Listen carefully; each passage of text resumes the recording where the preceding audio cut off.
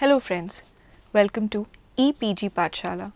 Today we are going to discuss media representation and marginal region. This lecture is a part of your paper Media and Margins.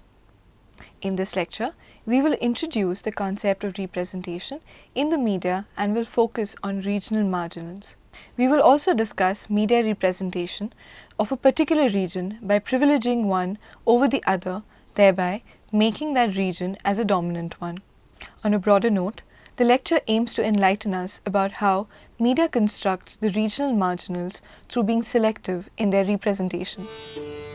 In this lecture, you will learn about media representation in general terms. We will also discuss about the representation of marginals in media, where the focus will be on regions. This lecture will also provide an understanding of various dimensions of region, and we will also try to find a divide between them, which will serve to locate or identify the dominating and the dominated population as created through media in different regions. So, let us start by understanding what is media representation. Media representation implies the depiction or representation of specific groups, individuals, their experiences, philosophies, or issues through media. Media can involve any form of media, such as the print or the electronic. One thing that needs to be understood is the fact that representation of various or specific groups or individuals does not imply the replication of echoing of reality. As a process, media representation also involves recreation of the new reality and subsequently representing them. As an example of this sort involves children-oriented films which are represented through Western points of view. Artificial truths are constructed through such media reflecting culture of various places which the common population may not have identified otherwise due to a lack of resources or access. As a result of this, such population starts envisioning a world of fantasy which is later reflected in their changing styles of overall living patterns and also the changes in their attitude. The above discussion reveals that media never represents reality. Instead, media becomes selective in their representation of reality. This means that only a part or portion of the reality is represented by the media. For example, any news story, whether disseminating through print or electronic media, goes through a series of phases before being offered to the public, which involves the journalist who collects the information or the raw information, then the sub-editor along with the editor who edits and filters the raw information and then disseminates it to the audiences, thereby filtering stories as per the audience's demands. The final manufactured version of these stories involves the producer's values as well as the audience's values. This sort of media version can be called as media representation. From the marginal point of view, what media depicts cannot be a reality then, because media always engages with editing the stories which they receive from their personnel in the field. News disseminated through any form of media can therefore be called as the constructed story, as said by Stuart Hall, 1995. The central issue in representation through media involves the meanings that media wants to convey to the masses, and these meanings are largely given to the contents through recreation, which further reveals who has a control over media. Before going into what regional marginality means, let us briefly discuss the meaning of marginal. Marginal is a term derived from the idea of margin, which means edge or the end of something, say an object or a phenomenon or even an event or an act. The term also denotes boundary, limits, periphery or extremes of something, etc. The usage of the term margin is always conflicting with the mainstream. From social science and communications point of view, a margin can be an individual or a group located at the bottom of a measuring scale. The scaling is done on the basis of power, access to resources, socio-economic status, and so on. In the process of scaling, those who are positioned at the bottom of the scale can be called as marginals. In terms of regions, the regional margin can be identified as people belonging to certain regions where there is least or no access to resources, where they are powerless and their social economic status is very low. Such groups can be called marginals. Regional marginality is also called as territorial marginality. Therefore, we will use the terms regional and territorial interchangeably. The problems concerning regional marginality can vary among societies. There are various dimensions to the problem of marginality. However, the important ones are the economic and geographical aspects. There can also be cultural, social, historical, and political aspects as the dimensions of this problem. Therefore, marginality cannot be only determined through the peripheral position of a region, but through multiple dimensions. Regional marginality, therefore, entails socio-economic and peripheral aspects of the regions as well as the populations, which invariably mean having the least resources. This makes them marginal. Let us now discuss the stereotyping in representations. Stereotyping as a signifying practice is central to the representation. Hall, 1997. There are many forms of stereotypes based on different identities of the people globally. These identities are based on caste, class, gender, race, religion, and so on. According to Hall, stereotyping forcefully fixes and limits meanings assigned to various groups, which further shapes their perceptions of that group. As a result of this, there is a possibility of the emergence of new identities among such people or groups. On the other hand, we must acknowledge that not everybody agrees with these types of stereotypes, and there is always a scope for contestations. There is a possibility of emergence of new identities and their images through contestations. There is a possibility of emergence of new identities and their images through contestations based on stereotyping. This means that stereotyping involves splitting the society in the sense that those who do not fit according to the standards of the society are excluded from the group. As a result, their exclusion is legitimized due to their stereotyping, and thus they are always deemed as unacceptable to the society. This marks their transition into the category of marginals. This stereotyping further denies them of their right to actively participate in the mainstream, thus ensuring the continuity of exclusion. In India, there are various states and union territories, each having their own distinct identities based on language, topography, culture, living patterns, economy, and so on. All these regions are inconsistently developed. Such a disparity has led to the development of feelings about relative deprivation among the people belonging to the economically unsound regions. On the political front, political parties identified through their region exploit these people's regional sentiments for their political interest. This kind of deception at the hands of regional political parties has bred, in the minds of these people, the demand for separate states. Such awareness among people belonging to these specific regions is created through media by representing conflicting state of affairs between the government and the people from particular regions. If we are discussing regional marginalization in media's representation, we must also take into account the representation of India in the Western media. The process of misrepresentation and stereotypes of Western countries about India has been well discussed in her article by Rani B. Mehta in her article Western Media Stereotypes of the Indian Culture, 2010, has elaborated various issues concerning movies, cultural practices, and public perceptions. She argues that Western media trivializes certain issues in an attempt to remind India of the colonial period as well as a cultural hegemony.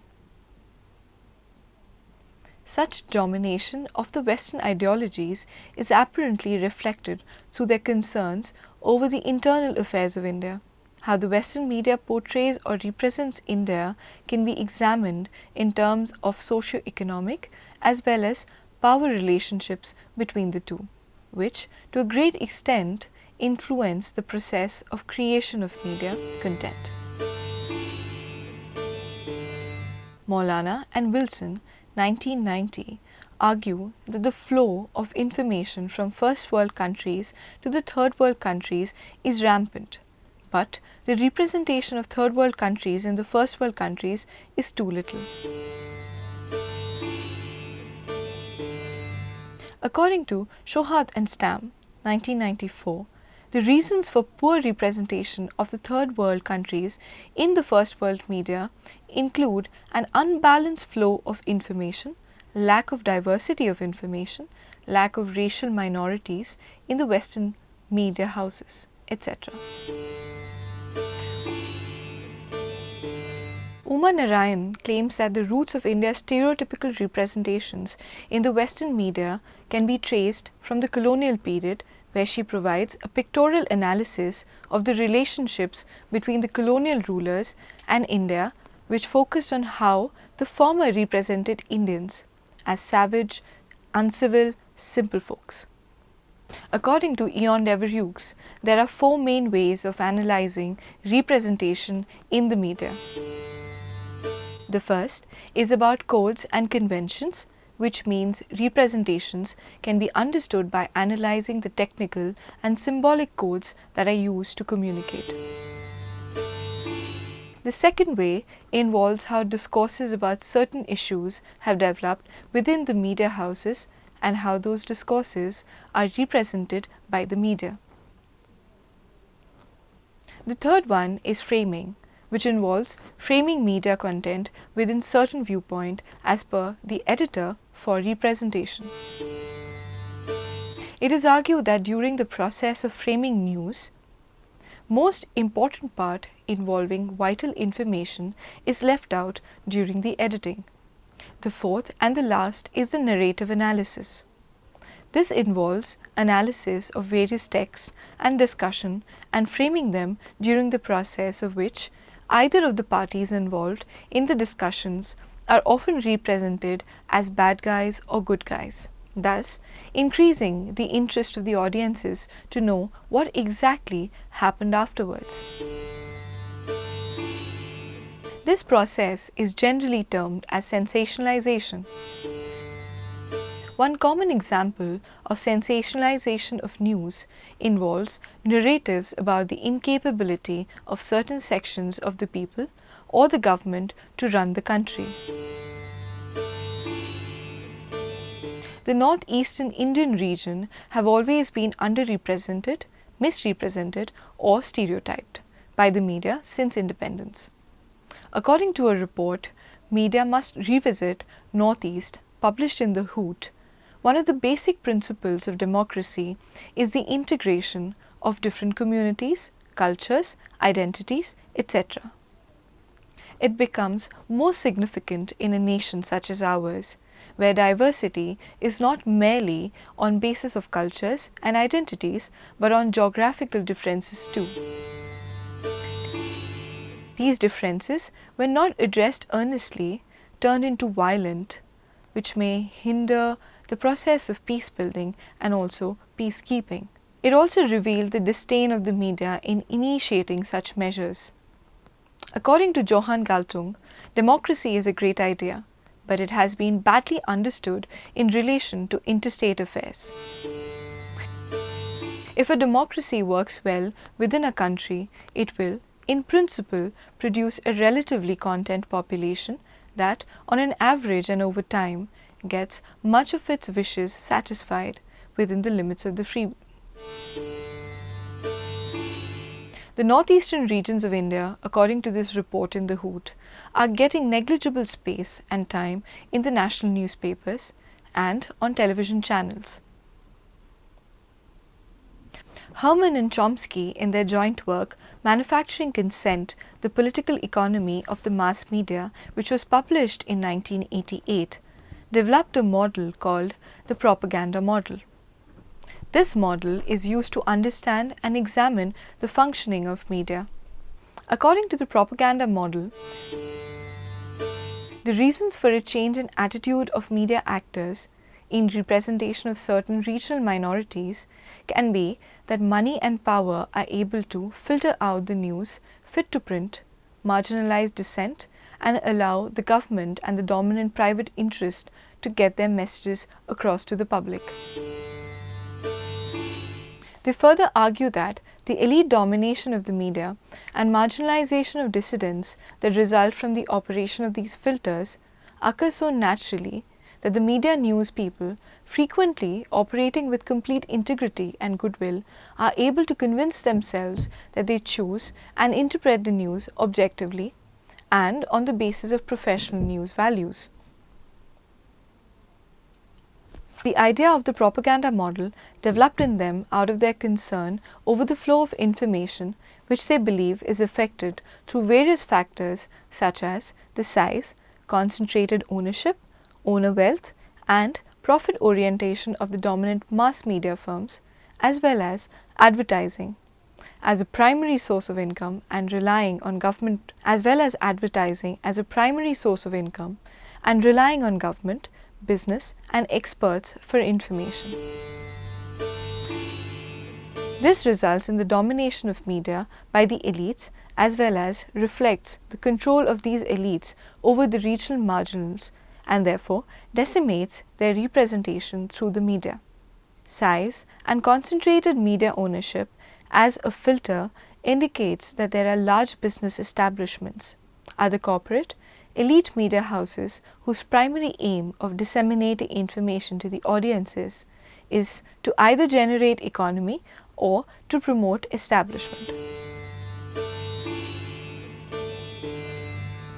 Either to generate economy or to promote their establishment. These agencies do not actually want media to disseminate information unfruitful for them.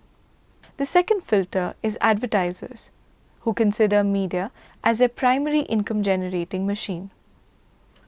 Private media outlets' main source of income is the advertisements, and therefore they manipulate the news contents as per their necessities.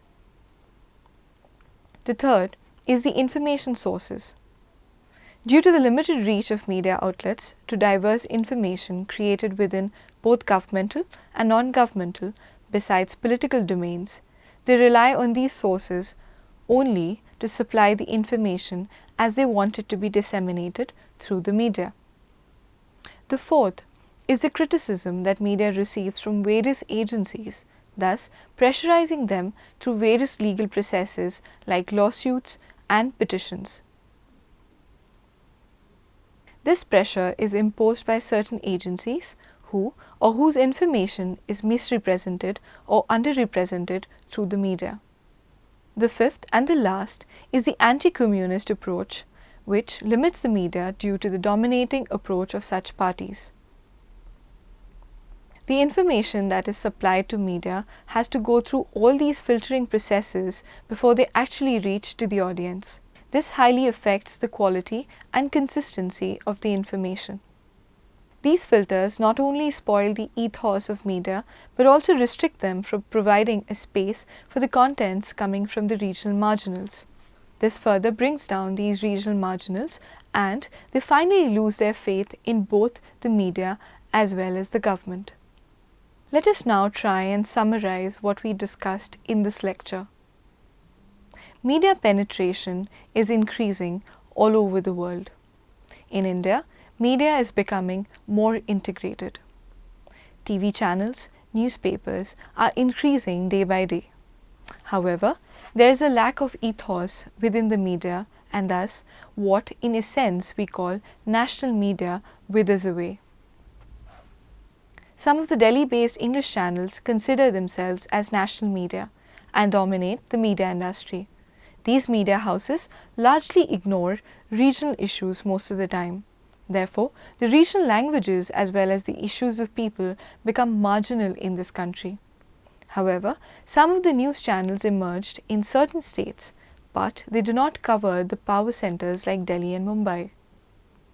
This indicates that both the regional media as well as the national and mainstream media are at par with each other.